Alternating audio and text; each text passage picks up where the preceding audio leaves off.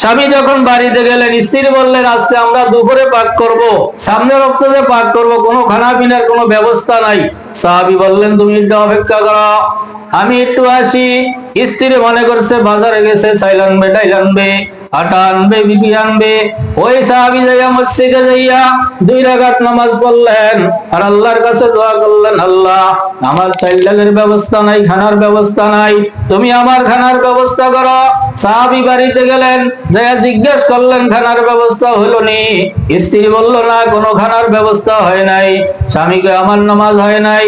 আবার ধরে মসজিদে গেলেন, যাইয়া 2 রাকাত নামাজ পড়লেন, নামাজ পড়ে আল্লাহর কাছে দোয়া করলেন। আবার বাড়িতে আসলেন, স্ত্রীকে জিজ্ঞাসা করলেন খানার ব্যবস্থা হয়েছে নি? স্ত্রী কয় না, খানার ব্যবস্থা হয় নাই। সাহাবী বলে আমার নামাজ হয় নাই। আবার গেলেন মসজিদে, যাইয়া 2 রাকাত নামাজ পড়লেন। এইদিকে দেখলেন সাহাবীর ঘরের ভিতরে আগে যে আমরা ডাইল চাপতাম, এইভাবে জাতার ভিতরে ডাইল যেমন চুরাইতাম, এরকম চাক্কির ভিতরে ডাইল বাংতাম, গম বাংতাম, এরকম তার চাক্কি ঘোরা শুরু হয়ে গেছে। সাহাবী এখনো বাড়িতে আসে নাই, ঘরের ভিতরে চাক্কি ঘোরা আরম্ভ হইলো। চাক্কির থেকে আটা ভরতে শুরু করলো। ওই সাহাবীর স্ত্রী চাক্কির থেকে আটা নিয়া রুটি বানাইলো, খানা তৈরি করলো। চাক্কি আটা করতে আসিল, সাহাবী আইসা জিজ্ঞাসা করলো খানার ব্যবস্থা হইলো কিনা? সাহাবী স্ত্রী বলল হয়েছে। কেমনে?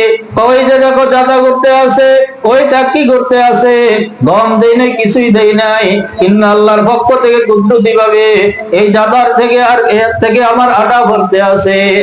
সাহাবীকে একটু দেখি চাই কিভাবে আটা ভরে। যখন আটা একটু চাক্কিটা উল্টে দেখলো, তখন তার আটা ভরা বন্ধ হয়ে গেল। আল্লাহ রসুলের কাছে যখন আলোচনা করলেন, আল্লাহ রসুল বললেন, ও আমার সাহাবী, তুমি যদি এই চাক্কি উল্টাইয়া না দেখতা, তাহলে কিয়ামত পর্যন্ত তোমার খানার ব্যবস্থা হয়ে যেত। ও আমার মা বোনরা, নামাজ দ্বারা সব সমস্যার সমাধান, দুনিয়া আখিরাতের সমাধান, শুধু দুনিয়া নয়।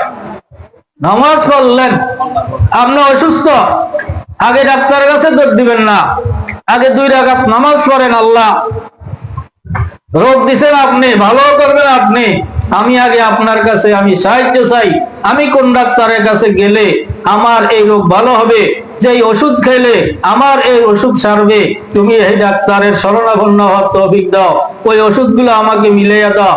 আগে আল্লাহর কাছে চাইবেন, তারপরে বলবেন। এইভাবে যদি নামাজ আমরা ঠিক মতো পড়ি, দুনিয়াতেও নয়, আপনাকে কিয়ামতের ময়দানে আল্লাহর আদালতে ঢাকবেন না। কারণ কিয়ামতের ময়দানে আল্লাহ পাক সর্বপ্রথম বান্দার নামাজের হিসাব নেবে।